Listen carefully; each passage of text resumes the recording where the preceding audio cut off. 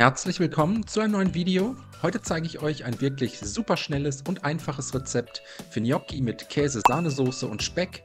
Dafür als erstes alle Zutaten für die Soße in einen kleinen Topf geben, einen gehäuften Teelöffel Speisestärke, je einen Teelöffel Zwiebel sowie Knoblauchpulver, 200 Milliliter Sahne, 400 Milliliter Milch, eine gute Prise Salz und eine gute Prise Pfeffer.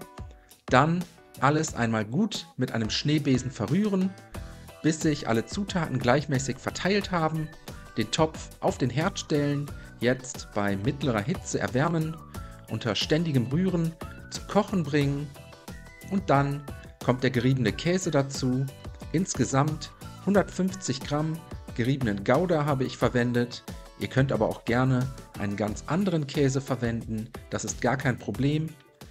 Den Käse in der heißen Soße schmelzen lassen und dann sind wir mit der Soße im Prinzip auch schon fertig. Die Käse-Sahnesoße bis zum Anrichten bei niedriger Hitze langsam köcheln lassen, gelegentlich mal umrühren und wenn das erledigt ist, für die Gnocchi eine beschichtete Pfanne aufsetzen, einen kleinen Schuss Öl hineingeben, außerdem 150 Gramm Speckwürfel und 1 Kilogramm Gnocchi aus dem Kühlregal dazugeben.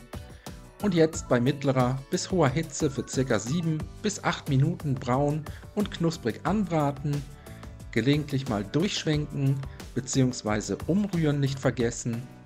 Und sobald die Gnocchi schön gebräunt und der Speck knusprig ist, können wir servieren, die Gnocchi auf tiefen Tellern verteilen, reichlich von der Käse-Sahnesoße drüber geben und zum Schluss mit gehackter Petersilie garnieren. Danach wünsche ich euch einen guten Appetit, viel Spaß beim Nachkochen, bis zum nächsten Mal.